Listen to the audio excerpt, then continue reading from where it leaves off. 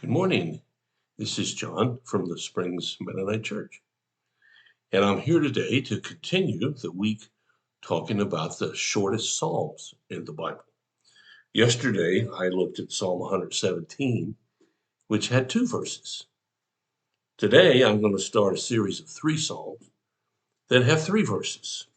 Psalm 131, Psalm 133, and Psalm 134. So let's look at Psalm 131 today with its 3 verses. Here's what it says. Lord, my heart is not proud. My eyes are not haughty. I don't concern myself with matters too great or too awesome for me to grasp. Instead, I have calmed and quieted myself like a weaned child who no longer cries for its mother's milk. Yes, like a weaned child is my soul within me. O Israel, put your hope in the Lord now and always.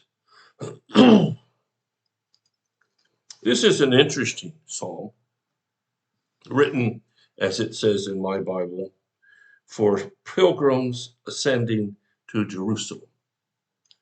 Now, the history of that is that in order to fulfill the Old Testament laws, you had to go to Jerusalem 3 times a year, all adult males.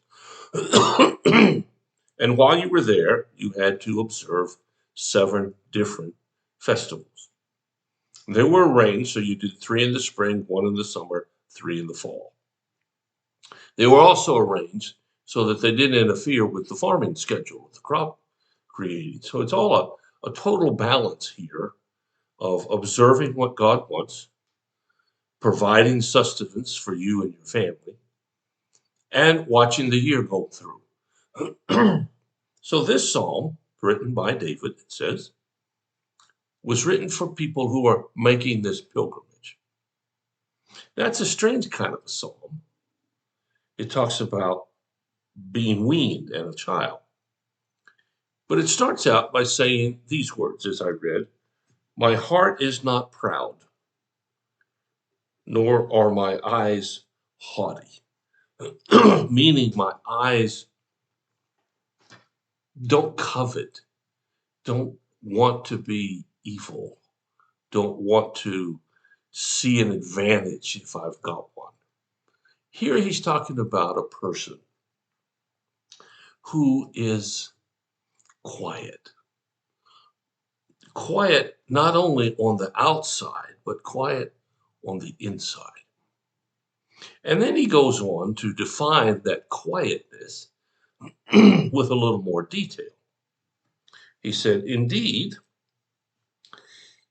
I don't concern myself with matters that are too great or too awesome for me to grasp. I have a son, wonderful guy, very curious about the world. And sometimes he'll just call me out of the blue and he'll spend an hour to 2 hours asking questions about all kinds of stuff. And one time I said to him, I said, Joseph, I don't think you want an answer. I think you just like to ask questions. Well, I think in his case, that could be true. Some people like to engage themselves in intellectual activities that really don't accomplish anything. Now, please don't misunderstand. I'm not saying we shouldn't be inquisitive, neither is the psalm here. I'm not saying we shouldn't ponder great things, neither is the psalm saying that either. Certainly, the example of Mary pondering what happened after the birth of her child was someone thinking about some really great things. But when we focus ourselves on things that are monstrous and really don't have any practical outcome, they're just intellectual activities. And there are some academic disciplines who seem to do that.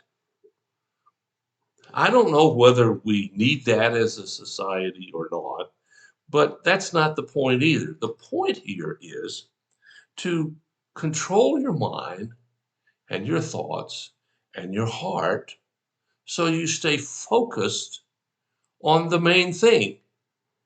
as someone has once said. So, how focused are you? Well, that brings us to the next couple of verses. I have calmed and quieted myself like a weaned child who no longer cries for its mother's milk. Yes, a weaned child is my soul within me. Here you have the imagery of a small child who is still breastfeeding and how they act when they get hungry. I mean, if you've ever been around one, they can holler, they can scream, they can do all kinds of stuff. They don't know what to do with that inner feeling except eat. And they can't eat by themselves, so they cry out till the mother picks the baby up and feeds them. But once they stop that, it says here, then they get calm. And kids don't tend to scream and holler because they're hungry. I mean, they might scream and holler because they're kids, and sometimes they're hungry. But it's a whole different position. Once they're weaned, they get some self control over their lives and their situations. And that's what the psalmist is talking about here. Gaining self control of my mind and my heart so I'm calm.